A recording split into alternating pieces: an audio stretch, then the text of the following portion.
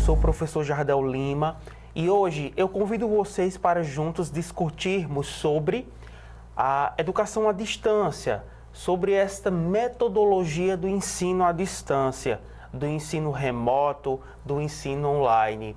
São as várias facetas que recebe esse ensino, que ele é mediado por meio de tecnologias. Tecnologias essa que nos proporciona um grande poder, uma grande gama de oportunidades, de variedades de conhecimentos.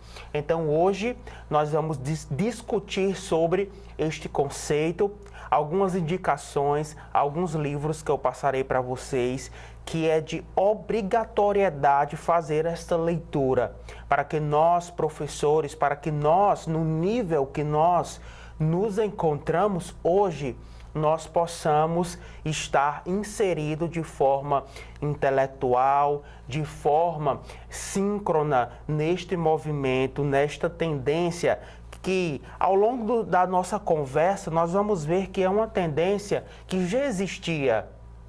É algo que não é novo, mas que agora, devido ao momento, devido à contemporaneidade e à explosão da internet, da tecnologia, nós vamos ver que é algo que nós precisamos estar em meio a esse contexto. Então, pessoal, eu quero convidar vocês para juntos nós discutirmos sobre esta metodologia, sobre esta nova forma de encarar a educação como um todo.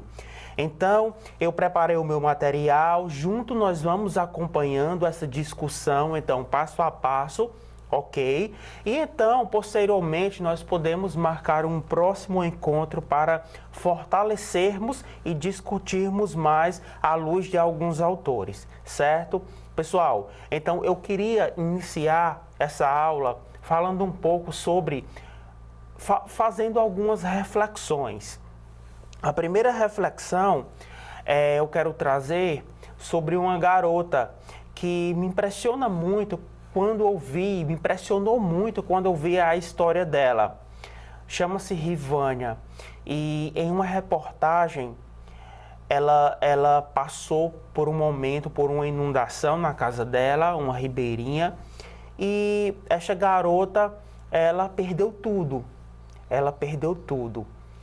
E a avó disse, em meio às águas, em meio à enchente, disse, salve apenas o que for mais importante, porque nós não temos tempo.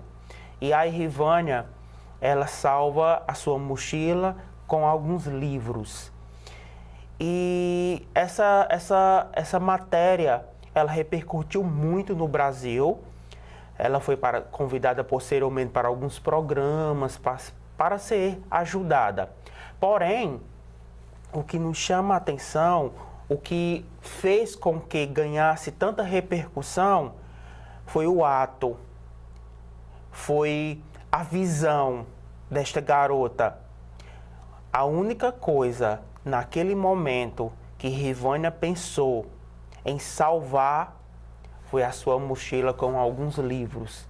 E o repórter indaga, pergunta, mas Rivânia, por que você salvou os livros? E nesse momento eu evoco a fala da Rivânia, quando ela diz que os livros, a educação, ela precisa daqueles livros para ser alguém, ela quis dizer, na vida. Então, mais tarde, nós vamos perceber o retorno desta afirmação. Fazendo um link, pessoal, com Foucault, Michel Foucault, onde ele diz que nós vivemos em um sistema e esse sistema, ele é uma prisão, que ele nos aprisiona. E existe uma porta da saída, para a fuga desta prisão. E esta porta, pessoal, essa porta, existe uma chave. E essa chave chama-se meritocracia. Mas por que, professor, meritocracia? Porque Foucault, ele diz que nós vivemos em um sistema e esse sistema, ele quer realmente nos aprisionar, para que nós vivamos em uma prisão. E essa prisão, trazendo para o contexto educacional, ele diz que é a própria escola, é o próprio sistema de ensino. Porque muitas vezes nós desejamos estudar em uma escola de renome, em uma escola tal, em uma instituição tal, fazer um curso tal. E você olha para aquela quantidade de pessoas e você vê que os objetivos daquelas pessoas que estão ali é um objetivo comum, que é vencer na vida, que é alcançar uma titularidade, um bom emprego e viver de forma digna. Só que nem todas aquelas pessoas conseguem aquele objetivo. Mas todas estudam em instituição boa. Mas o que Michel Foucault ele quer nos transmitir é que a chave para esta fuga, para sair desse sistema, chama-se a meritocracia. Ou seja, quando você pergunta a uma pessoa se o que é que ela fez, o que essa pessoa fez para vencer, e ela diz, olha, eu estudei muito, eu me dediquei, eu abdiquei de algumas coisas, então eu fiz isso, então é mérito dela. Nós temos uma parcela de ajuda, sim, mas é mérito daquela pessoa. E aí eu parafraseio um autor desconhecido quando ele diz que quando se nasce pobre, a única forma de romper, de frustrar o sistema é ser estudioso. Mas, professor, o que o senhor falou até agora, o que tem a ver com a metodologia à distância? Porque a metodologia à distância, esse ensino remoto, o ensino EAD, uma das suas características é que nós, alunos, sejamos autônomos, até autodidata, do nosso próprio conhecimento. Então é preciso que professores estejam preparados e alunos sejam ensinados a aprender, a continuar aprendendo, que eles sejam mais autônomos dos seus conhecimentos. Então é esse link que nós fazemos, seja essa prisão que precisa ser rompida, essa chave que precisa ser achada. Então, a educação à distância, ela nos dá a oportunidade de imergir em um sistema que tem tamanho acervo de conhecimentos. Onde a visão desta garotinha faz com que aquela pessoa, mesmo que ela more de forma remota, que ela seja à margem da sociedade, mas essa metodologia ela vem para tentar, um dos seus objetivos é atingir essas pessoas que têm problema de deslocamento, que têm problemas de trabalho, que têm problemas de N coisas. Então ela veio para tentar preencher algumas lacunas. Assim também como esse sistema que precisa ser frustrado. Então nós temos que nos dedicar, enquanto estudante, às leituras, aos autores, em acompanhar o momento que nós estamos vivendo agora. Então, pessoal, de forma clara e dando continuidade aqui ao conteúdo, eu quero indicar para vocês alguns livros, certo? De leitura obrigatória para nós que estamos inseridos nesse contexto de nova educação. Então, o primeiro livro eu passo para vocês, chama-se Educação na Era Digital. É uma obra bastante importante para nós educadores, para as pessoas que querem inserir nesse meio, para os estudiosos, para que montem essa filosofia, essa linha de raciocínio na nova gestão, neste novo método de conhecimento. Porque nós estamos vivendo em uma era, chama-se a quarta revolução industrial, que nós estamos vivendo, que é a era da tecnologia, da informação, e a quinta já se liga com a quinta revolução industrial, que é a revolução do conhecimento, do compartilhamento. Então, pessoal, o livro Educação na Era Digital, ele vem trazendo justamente essa visão da tecnologia inserida nos meios de educação que nós conhecemos hoje, que são os equipamentos, que são as escolas, que são as universidades. O próximo livro são as metodologias ativas para uma educação inovadora. As metodologias ativas versa sobre a questão onde o professor coloca o aluno como autor do seu próprio conhecimento e aí ele trabalha metodologias onde que o seu aluno ele seja mais autônomo, ele seja ali o protagonista do conhecimento. E a tecnologia ela está por trás e ela é bastante significativa quando traz essa questão da autonomia, do autoconhecimento. O próximo livro é o ensino híbrido. O ensino híbrido é o que nós estamos vivenciando agora. É a existência da educação normal, vamos dizer assim, da educação presencial e a coexistência de um ensino à distância, de uma modalidade à distância, remota, EAD, que nós conhecemos, são tantos nomes, tantas facetas que nós conhecemos.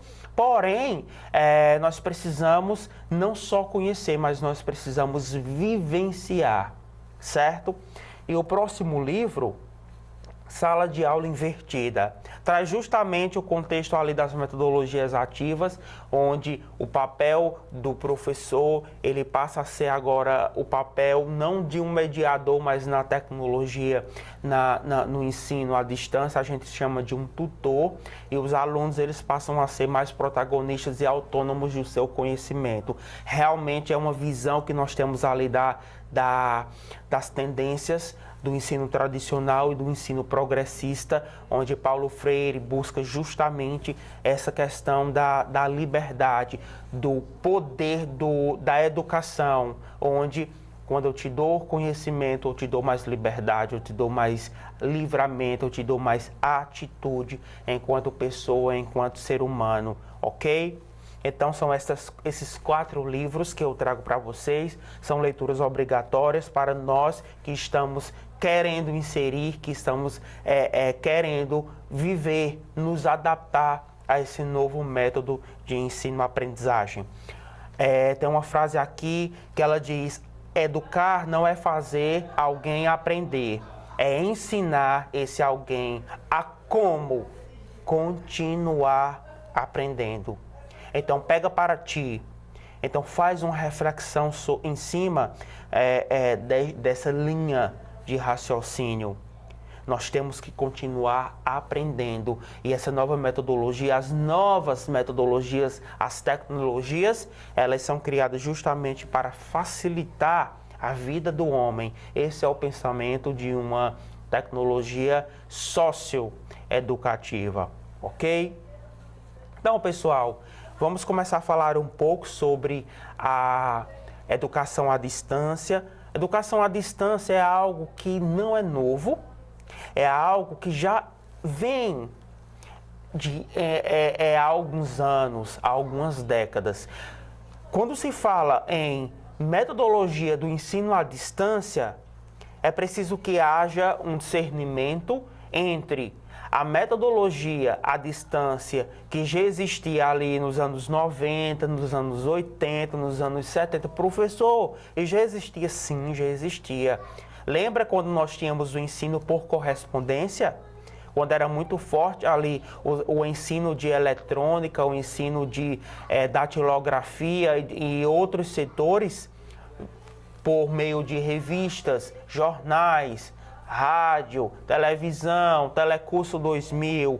Então, nós já tínhamos essa educação à distância, porém, era uma educação à distância através de outros meios.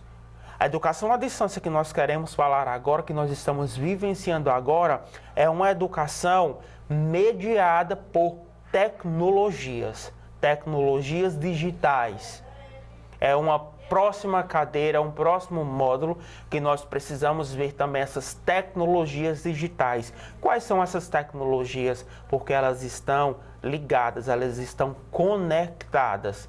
Então, a história da educação à distância no Brasil, ela vem ali em meados dos anos, final dos anos 70, anos 80, e aí ela vem com essa proposta ali após, no boom da Revolução Industrial, os trabalhadores, eles queriam trabalhar e as empresas queriam pessoas com alguns conhecimentos específicos. Então surge aí a necessidade de uma educação que as pessoas, em suas próprias casas, elas começassem a capacitar-se, porque não existia tanto a questão de cursos técnicos, né, em instituições próprias.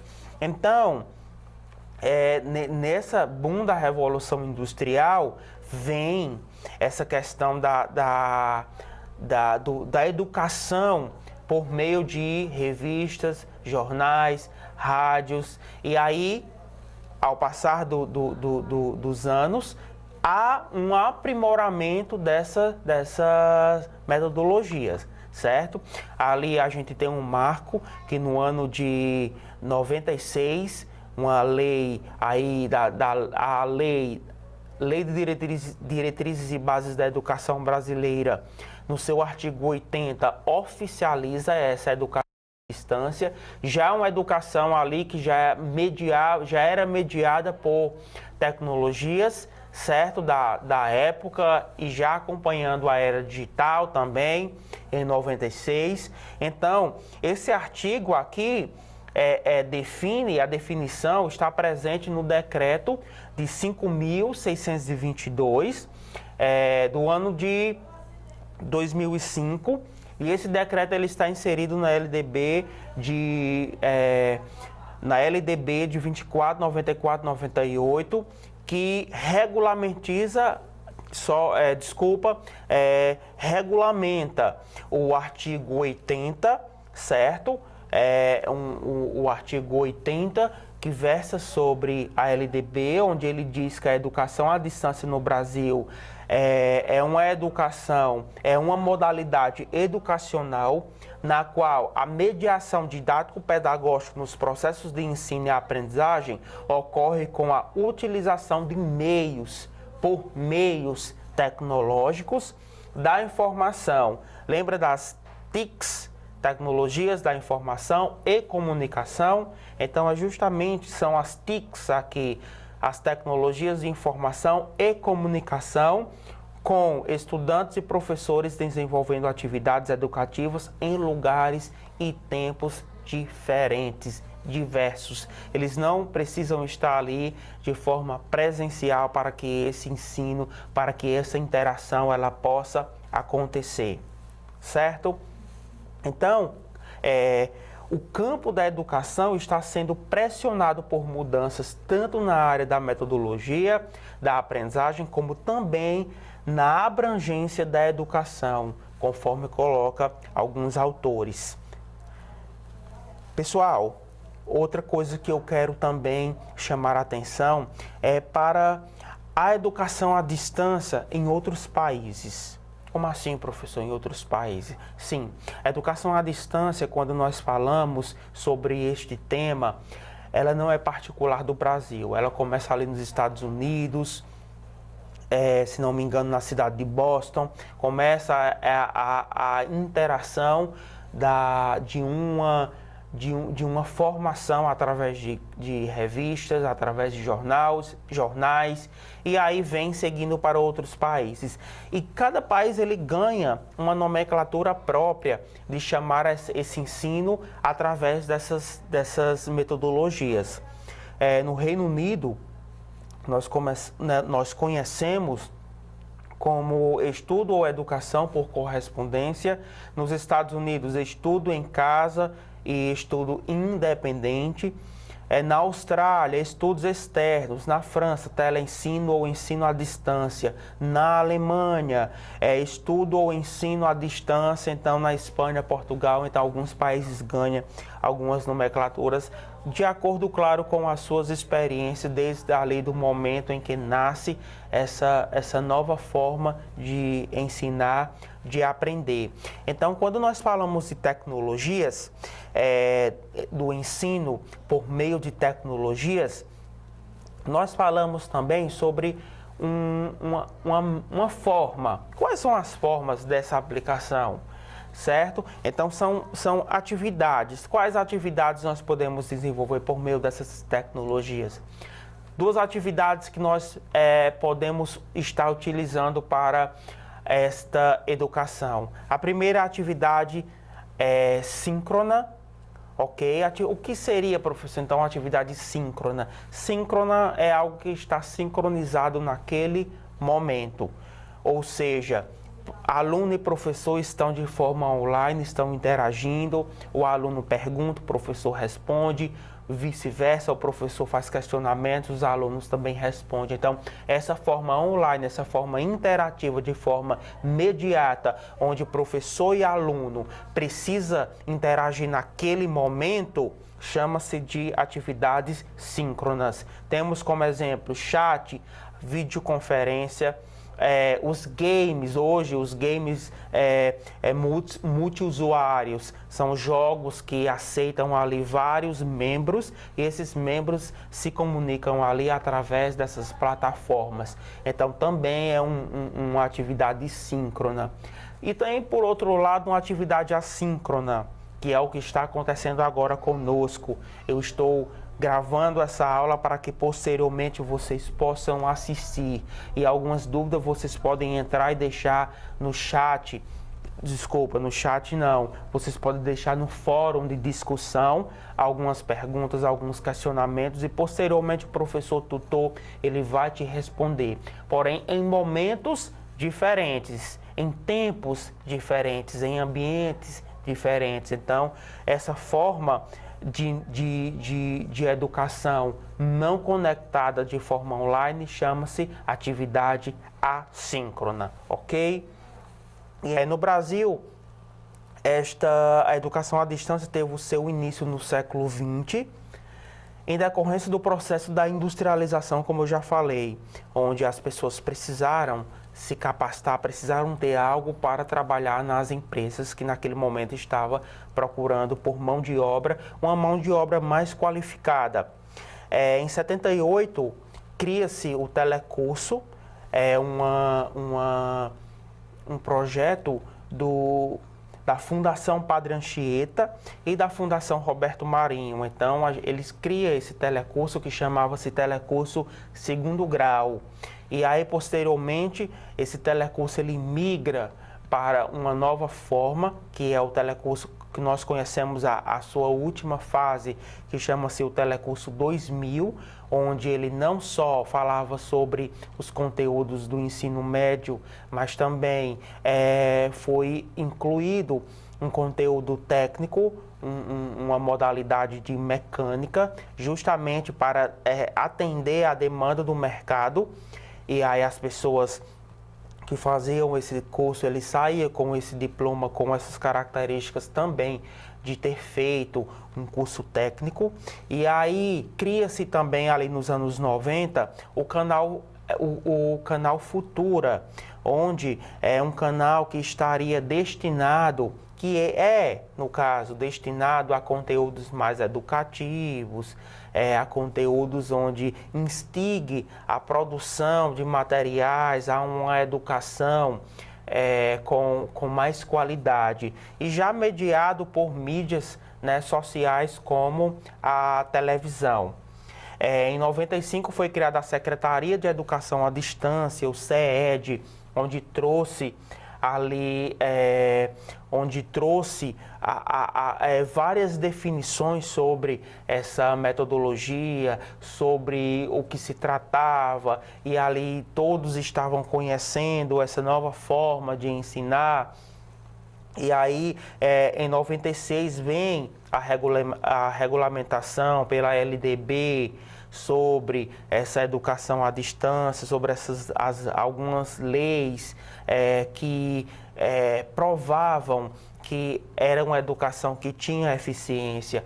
E ali em 96 também, a primeira faculdade, uma faculdade federal do Mato Grosso, ela faz o primeiro curso de graduação para os professores do ensino básico, para que eles pudessem obter ali o título de graduados e já em uma modalidade à distância, é uma modalidade semipresencial que nós conhecemos também, onde os professores estudavam em casa e iam fazer apenas a prova nos polos onde estava ali sediado a realização, vamos dizer assim, desta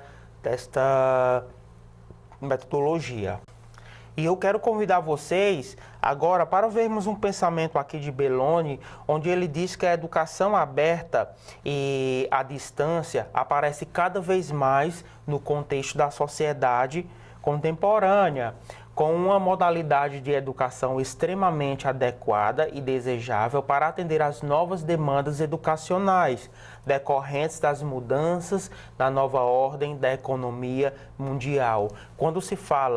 Quando ele afirma a questão econômica da nova ordem mundial, é porque hoje as empresas, falando um pouco das indústrias, nós estamos vivendo um momento que chama-se indústria 4.0.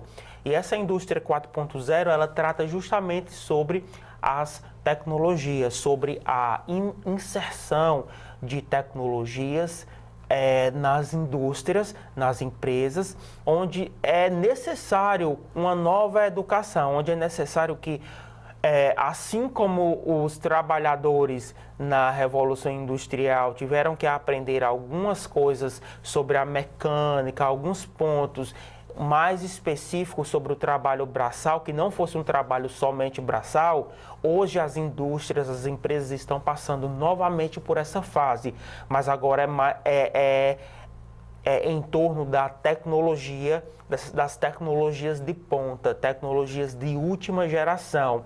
Então, há ali uma força, né, uma pressão na educação, nesta mudança, pois hoje esse momento industrial, vamos dizer assim, essa nova economia mundial, ela gira em torno de tecnologias. Então, desde a escola, se nós temos um pensamento que a aprendizagem ela precisa de uma experiência, assim como prega os interacionistas Vygotsky, Vallon e Piaget, diz que o meio, né, nos proporciona essa experiência, essa aprendizagem. Então, nós precisamos também estar inseridos nesse novo contexto. É um contexto onde eu sei usar o Google Meet, onde eu sei usar o Zoom, onde eu sei usar N outras plataformas digitais. Então é isso o que o mercado, é isso o que a nova economia mundial está falando. É uma indústria 4.0, onde a conexão, onde as novas formas de tratar um problema são diferentes, são novos empregos, são novas categorias de trabalhos que estão surgindo, tudo coisa nova, tudo pautado na metodologia da tecnologia. Então precisamos acompanhar este novo momento. Então Belloni, ele diz que são mudanças profundas. As tecnologias, elas vêm provocando mudanças profundas, pelo menos desequilíbrios estruturais no campo da educação. Então, fala-se muito em professor 2.0, está na mesma linha de raciocínio da indústria 4.0. Então, mais à frente nós vamos ver um pouco sobre o que é um professor 2.0, de onde surgiu, certo? Então aqui é um pensamento de Belloni que ele traz sobre essa explosão, sobre essa pressão que a nova economia diante das tecnologias vem causando em todos os setores, principalmente na educação. Então nós temos que estar preparados para absorver. Nós que temos, você se tem ali entre 27, 28, 30, 31, nós somos a geração que vamos vivenciar essa mudança, essa ruptura, porque as crianças que nascem ali entre 2015 e 2016, até agora são chamadas crianças tecnológicas nativas. Elas já nascem em meio a essa revolução tecnológica.